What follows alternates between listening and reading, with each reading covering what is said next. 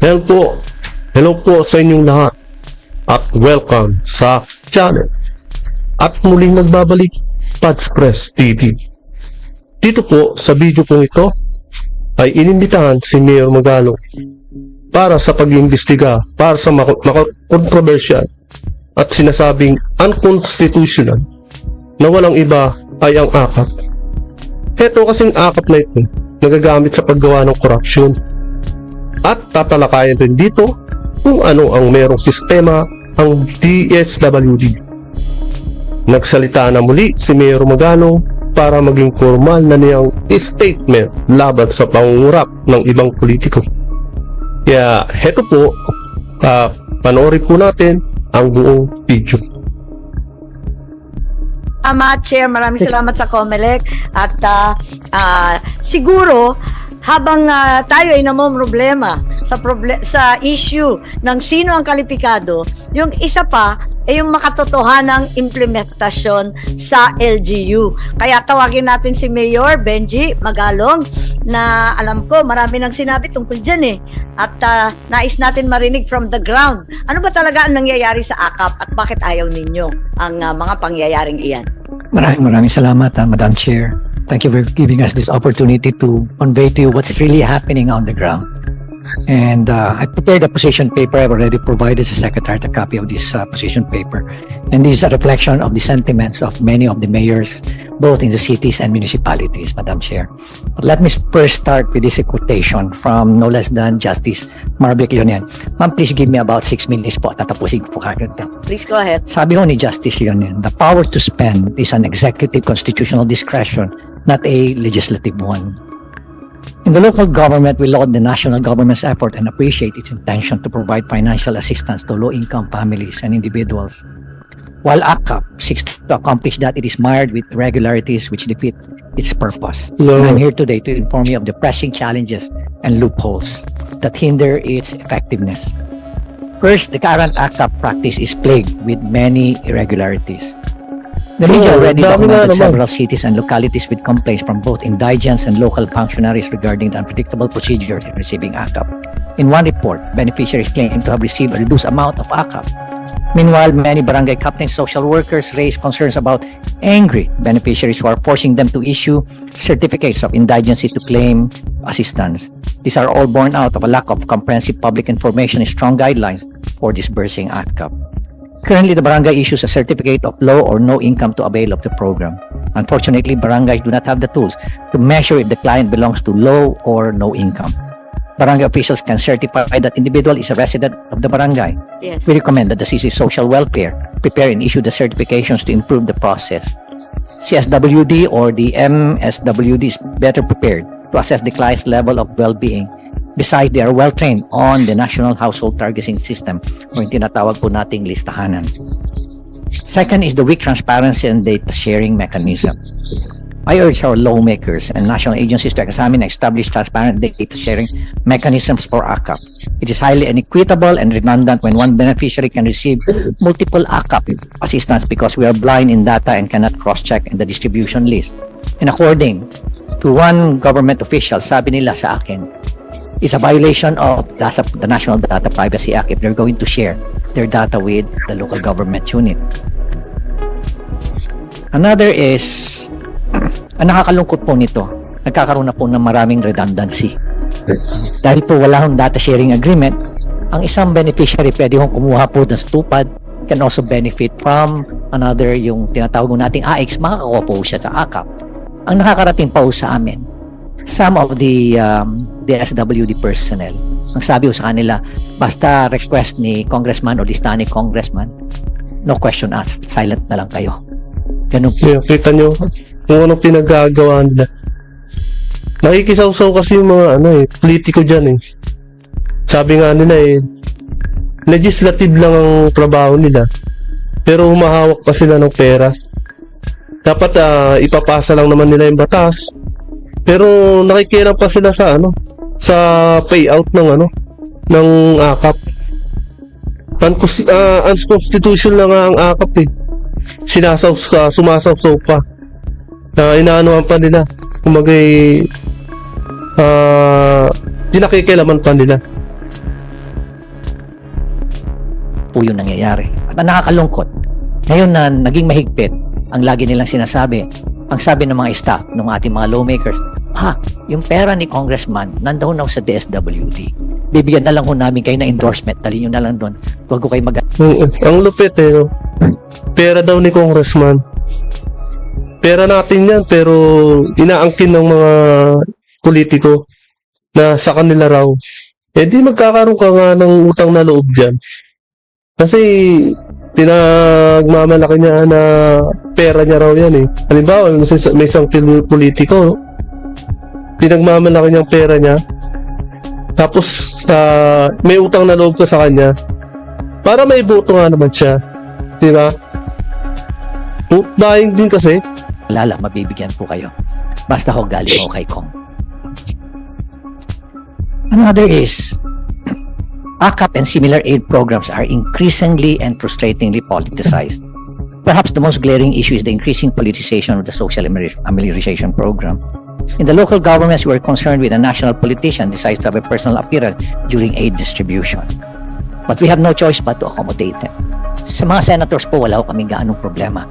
Dahil ang pina-emphasize po doon is, etong pera na nanggagaling po, na binibigay sa inyo to, ay galing po to sa taxes na binabayaran po. At yun po yung lagi namin ina-emphasize sa kanila.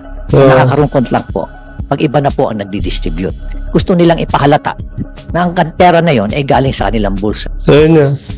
Pagdating sa mga payout, ang laki ng tarpaulin Ang laki ng pagmumukha nila ron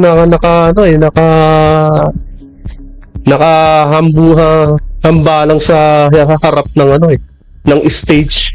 Ang lalaki ng mukha Hindi lang. Makakapal din. Tiniro mo, yung kapal ng tapaulin na yan Talagang makapal din yung makapal din yung tarpaulin na yun. Ang masama po, pag nagkakaroon na ng distribution, nandun lahat yung kanilang list agad. Lahat ng line-up nila na kandidato, na una muna silang magsasalita bago yung actual distribution. Ay, EPA lang dating doon. Napakalaking EPA lang dating ng mga ganun. Tsaka hindi pa naman kandidato, hindi pa naman election, di ba? Hindi pa naman yung tunay na magtawag doon. Yung mga kampanya. Ginagawa na yung yung payout ng AKAP ginagawa na nilang pangangampanya Tapos ipapalabas pa nila na sa kanila yung pera. Yan yung yung binulgar niya ni Mayor Magalo. Yun na yun. Ulitin ko, bihira po kami makakita o makarinig na ang sinasabi po sa mga beneficiaries, itong pera na to galing sa taxes na binabayaran nyo. Dapat pasalamatan ninyo yung mga katabi nyo, sabihin nyo, thank you for paying your taxes. Sa mga ating mga mayors, sa ating po mga governors, karamihan po sa kanila, yan po yung sinasabi. Na dapat huwag kayong magpasalamat sa amin. Pasalamat po kayo sa mga katabi nyo dahil binabayaran nyo ng kanilang mga taxes. Given the way the AKAP operates, we cannot help but find similarities in the design of the AKAP and the Philippine Development Assistance Fund, or yung tinatawag ho natin PDAF, which the Supreme Court struck down in 2013 due to the following: discretionary fund allocation. At yung AKAP at yung pork barrel allows officials to control public funds with broad discretion. Iisa lang kasi yan Yung AKAP na yan yung mukha dati ng pork barrel. Nandyan lahat binabagsak ng pera. Ang sakit lang nito, ang sakit ng damdamin ng mga Pilipino, na winawaldas ang pera natin, mga Pilipino. Yung AKAP na yan. Pero mo, sa isang araw lang ubus agad ang pera. Mga panandaliang solusyon lang. Ilang araw lang yan, ubus na ang pera niya. 3,000, 5,000, 10,000. 1,000 ngayon, parang 100 na lang. Diba? Wala nang patutunguhan ang mga ngayon, sistema ng pamumulitigan nila. Ang hirap, ang sakit sa damdamin. na yung pera natin ay winawaldas ng ibang tao. Often without strict guidelines or oversight. Similar to PDAF and ACAP enables government officials to decide on fund distribution even after the budget has been approved, violating the separation of powers. Like PDAF, where legislators inserted specific budget allocations for their pet projects, ACAP may also involve executive officials or lawmakers influencing fund distribution for political or personal gain. Hindi ko po sinasabi na congressman lang po. Sinasabi ko rin po dito, Oo. pati ho governors, pati ho mayors. Lahat, Hindi po lahat. nangyayari. Malamang lahat ng mga politiko, hindi lang naman congressman. Kaya nga nabanggit ni Mayor Magalong yung mga mayor, gobernur. Isa rin yan sa mga talagang na nagwawaldas ng pera natin. Alternate politics. Both programs encourage a system where funds are used to benefit specific constituents. Meron pa nga ho nangyayari dyan na yung ACAP na distribute, muntik pa hong ibigay sa media. Meron pa hong isang mayor ho na nagbigay ho sa akin ng listahan. Pati ho mga teachers nabigyan din ho. Pati mga administrators nabigyan din ho. Inefficiency in public spending, instead of being allocated based on national priorities, funds under both programs risk being distributed based on political considerations. To reiterate, I'm one with the national government in providing meaningful assistance to our society's vulnerable sectors. But the work to create a more inclusive, efficient, and responsive social protection system for all Filipinos goes hand in hand with transparency, accountability, and genuine, not parochial concern for Filipinos. Let us improve and do better because of our Filipino citizens deserves as much. Maraming salamat po, Madam President, Madam Chair. Yes, maraming salamat at maraming sinabi si Mayor Magalong na siguro kinakailangan tanungin natin. May komento ba ang ating grupo dito, lalo na yung mga abogado? Andito si Justice Carpio. Talaga bang may violation ito sa ating konstitusyon na sinasabi? Dahil yun nga, doon sa DAP ruling ng 2013, talagang nagkahalo-halo na yata yung Hindi, kasi di ba makontroversial nga dahil sa yung enrolled bill ay may blanco. Hindi maglalakas ng loob yan si Senador Amy Marcos kung wala siyang nakitang yung blanco. Tingnan mo, siya lang mag-isa. Ang lakas ng loob, di ba? Nasaan yung mga kasama niya? Hindi niya siniportahan. Hindi siya sinuportahan ng mga kasama niya dyan sa Senado. Hindi yan maglalakas ng loob na kung hindi totoo yung sinasabi niya na may blanco talaga. Ayan, iniimbestigahan niya na. executive at legislative na tanging pinagbabawal ng saligang batas. Justice Carpio, paliwanag din niyo sa amin, paano ba nag-ooperate yung hiwalayan ng iba't ibang sangay ng pamahalaan? Madam Chair, dun sa PDAF, the Supreme Court struck down the provision which in the GAA where the member of Congress, the district representative, will recommend a project.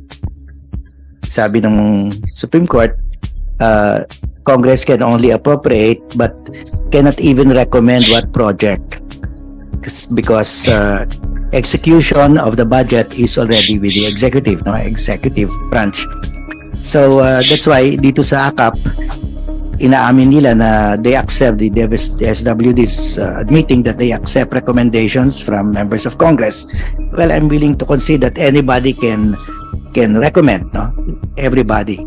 But if lumalabas na lahat pala na approve are recommended, the recommendation came from the House, there's something wrong there already.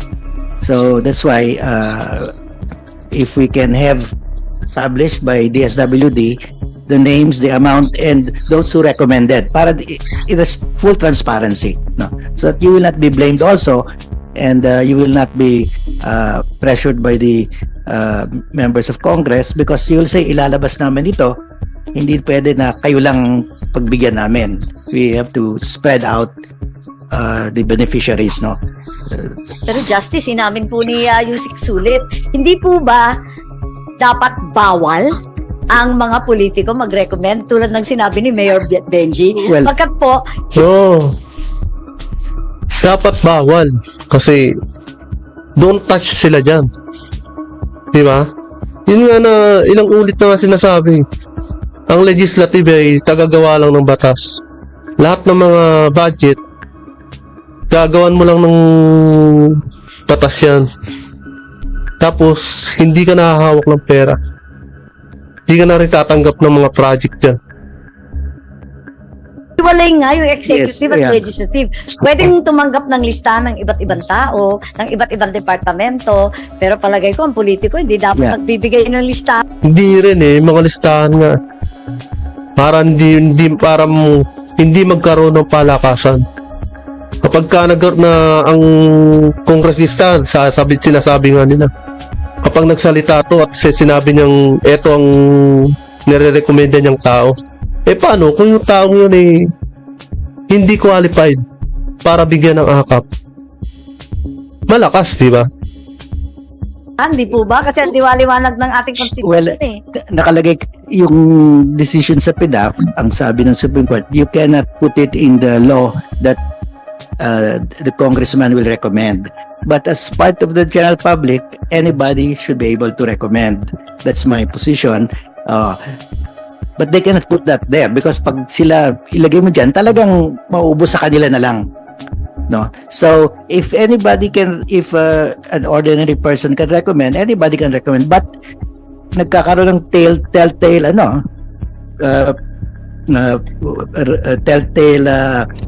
paper trail kung lahat na na-approve na beneficiaries recommended by congressman. Yun, iba na yun. Even if it's not in the law, but in practice, yun ang ginagawa nila. So, I think that's a violation also. So, that's why I'm recommending, Madam Chair, that i-publish na lang nila yung list of beneficiaries, the amount, and sino yung nag-recommend. Pati yung amount ang sinasabi ninyo. Yes, kasi sa India, turns out that the beneficiary received less than the amount stated. Ang dami That's nag-complain. Ganon din dito. Maraming nga nagsasabi Kaya nga, nabukulan daw sila. Naku po, ano ba yan? Nagpalakasan na, nakawan pa. Tama ba yun? so that's why to protect also our friends in the SWD so they will not be charged, you should agree to full transparency.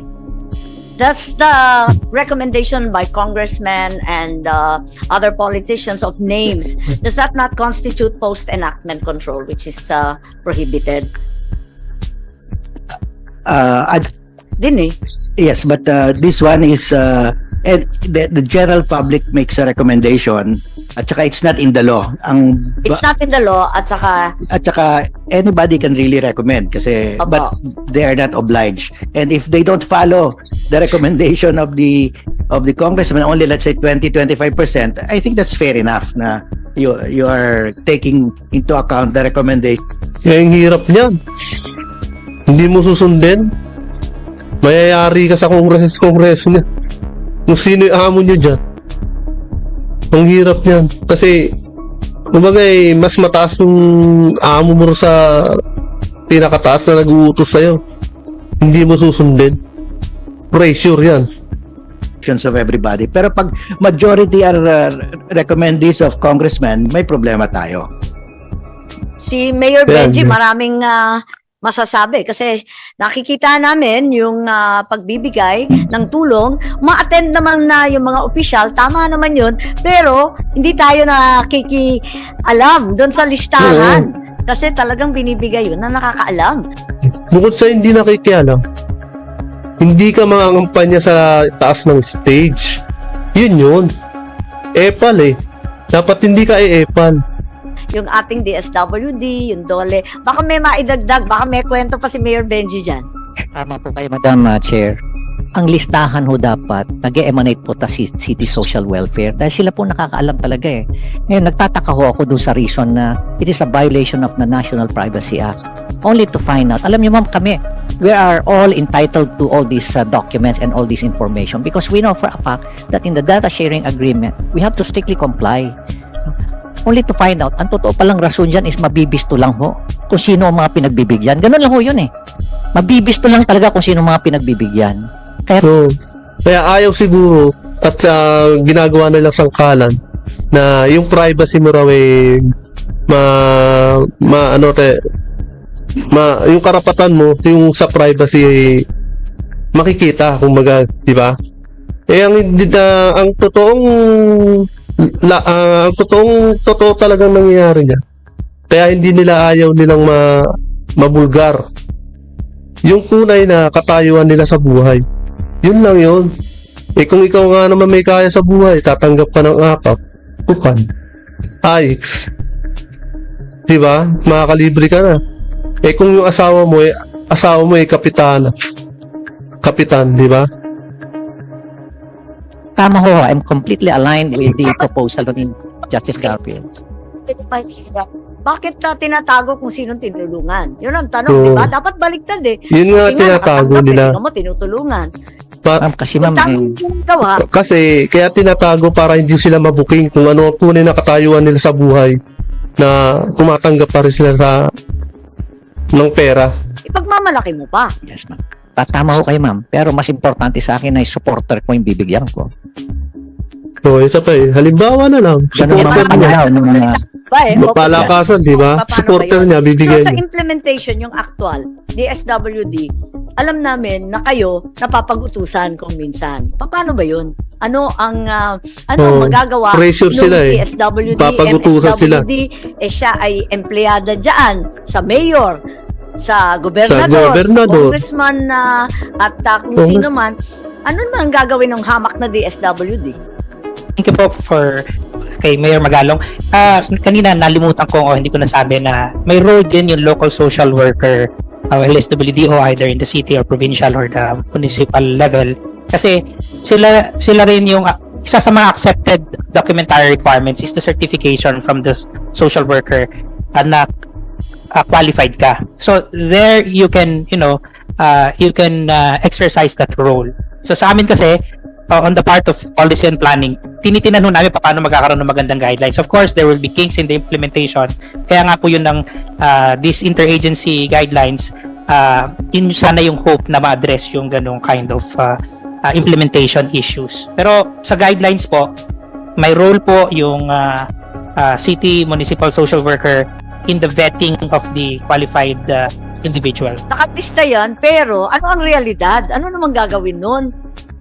Kung na-pressure ng kung sino-sinong malalakas at makapangyarihan. Chair, ulitin ko lang yung lahat, kahit po kanino manggaling yung listahan, walk-in, in the end po, ang nagdi-determine kung sino yung qualified, DSWD po. So, hindi po porket, ito, ni-refer ka ni X, O, Yusek Y. Sulit, ang dami-daming nagre-reklamong MSWD sa amin na talagang nahihirapan sila, naiipit sila. Yeah. Ma'am, mayroon pong bago rin na provision dito.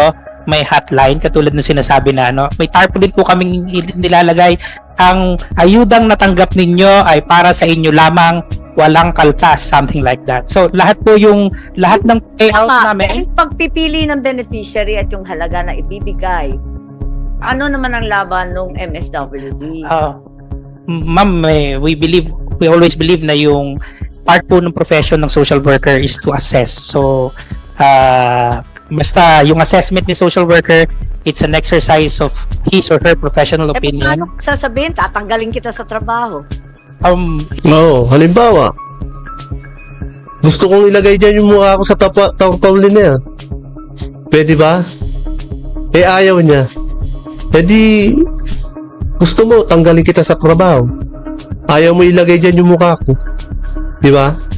Yung malaking mukha ko at makapal na tarpaulin na yan. It can be sa grievance mechanism po na nilagay namin. Ganyan, pag hindi sumusunod, biglang tinatanggal.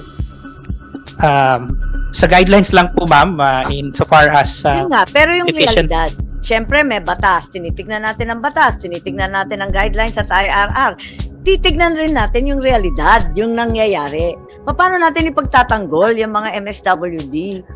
Kaya nga, bakit pa hindi nito makita-kita nitong Yusek na to sa DSW yung ano na yan? Hindi niya makita yung sa ground kung ano nangyayari. Wala siyang kaalam-alam, no? Halatang hindi nagtatrabaho. Hindi niya alam ang mga nangyayari sa baba. ma'am, we welcome po yung ganyang kinds of Ayan, grievance or complaint Pero- para we can address. Kahit marami ng reklamo tungkol dyan, nagmumula Ayan. hindi lamang sa MSWD, marami ng reklamo mula sa mayor, barangay kapitan, congressman, senador, dami-dami ng reklamo. Kung may grievance mechanism kayo, meron na bang naisaayos? May nasagot kayo sa No. dinami-dami ng reklamo? We can Asan submit, yung ma'am. grievance mechanism ninyo? We can submit, ma'am, the grievance mechanism dati-rate is through our integrated grievance redress mechanism system or through our ito PACP. sa AKAP, sa dinami-dami ng reklamo, nabunyag sa media, na sabi dito sa Senado mismo, meron na ba kayong natugunan?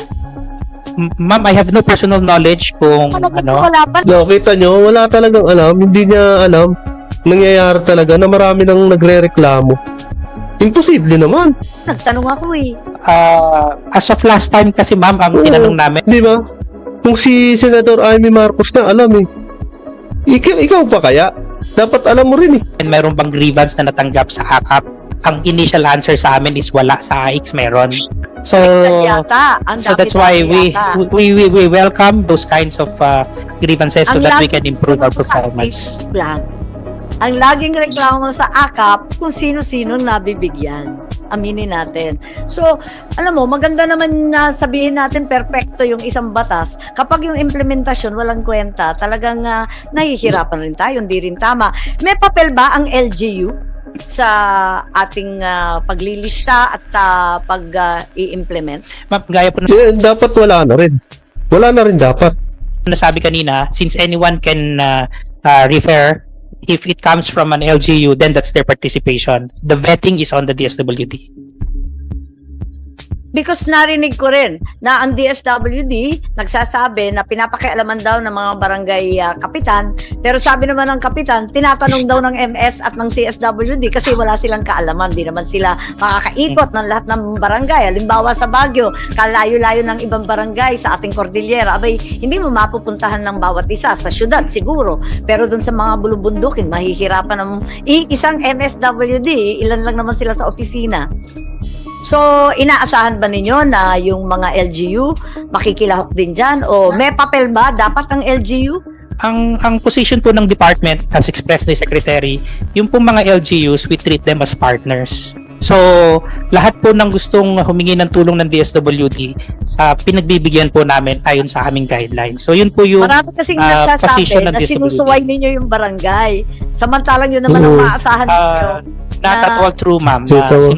Inaano namin, we do not, kung meron pong ganyang mga reklamo, we can accept that. Diretso po kay Secretary Gatchal. Kita mo, huli na agad siya. Niliko niya na eh. Niliko niya na yung sinasabi niya eh. Tutusin eh. Palakasan nga naman eh. Kapit na yung barangay captain nga ang nakakaalam niya kung sinong bibigyan. Ngayon, magiging palakasan, hindi niya nga alam eh. Bigla niyang niliko ang usapan eh. Yan, so, but wala po kaming monitor na ganyang nare-receive po sa aming integrated Naku. grievance. Dyaryo, sa social media, sa dinami-dami ng reklamo, wala Grabe, kayong oh. inaksyonan. I will Mhm. check, ma'am, with our criteria. Yun, sunog na siya kay Senador Amy Marcos. Oh. Grabe. Intervention unit kung meron, and we will submit to the committee kung ano man ang na-receive, Crisis natanggap. intervention ninyo, punong-puno na sa mga problema. Binabara ng na siya, pamilya. eh. Hindi na nila kakayanin yun. Sila po kasi mamang implementing arm namin dito sa aming protective service. Mayor Messi, nasabi kayo, si Mayor Benji nabanggit yung risk of corruption. Ano Ayan. ang masasabi ninyo dyan? Aside from corruption, itong ayaw na ayaw nating mga dakilang Ilocano, inefficiency in public spending, linulusta yung pera ng bansa, bakit po may corruption? Yung sa vote buying po or paano po ba? Ma'am, napakalawak ko nung ginagawa ngayon. Ibig sabihin mo, ma'am, lalo ho silang gumagaling. Oo. Ah, Di ba? Parang scammer. Scammer, pinag-aaralan nila yan eh. Yung mga magna cum pinag-aaralan nila yan. Tapos gumagaling sila ng gumagaling. Pinag-aaralan, pinaplano, pinag-aaralan. Kaya lalo silang gumagaling. Ganyan din dyan sa mga sinasabi ni Mayor Magalong. lalo silang gumagaling kasi tuwing natatakpan, very creative sila, very innovative sila.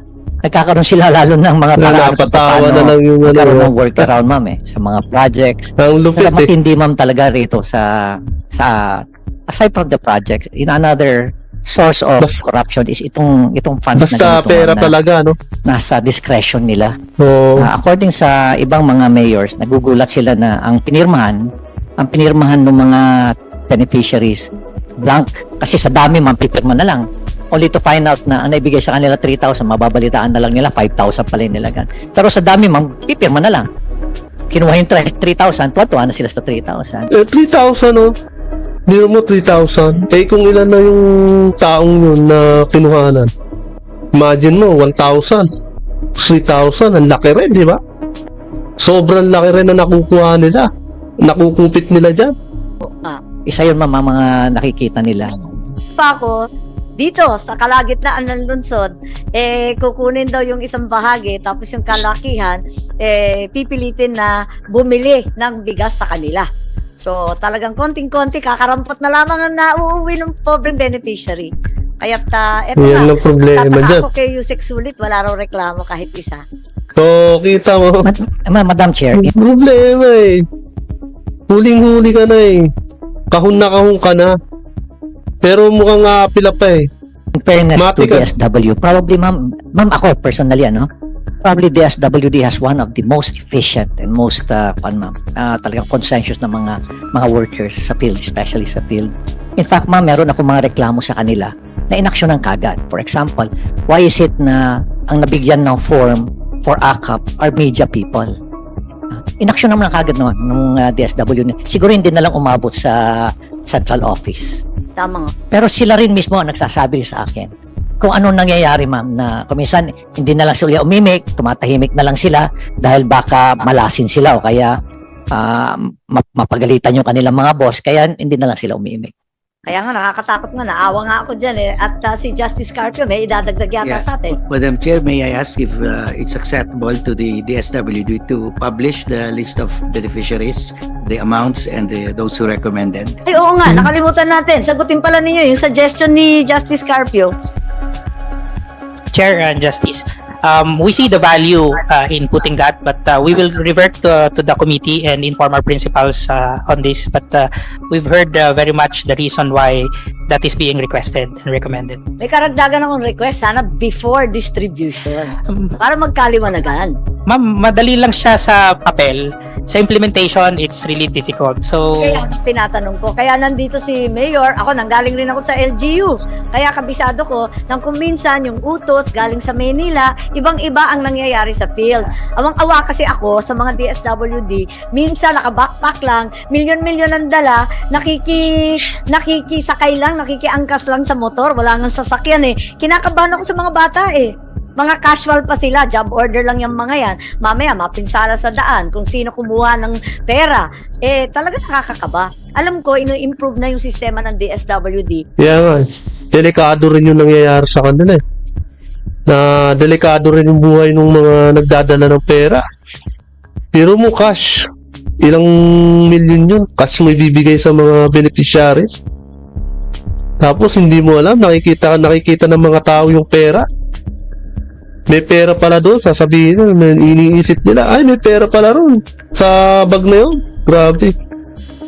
Ang sinasabi ko lamang, ang layo-layo ng nakasaad sa guidelines na may problema na, pag nakita mo pa yung implementasyon, mas lalong malabo.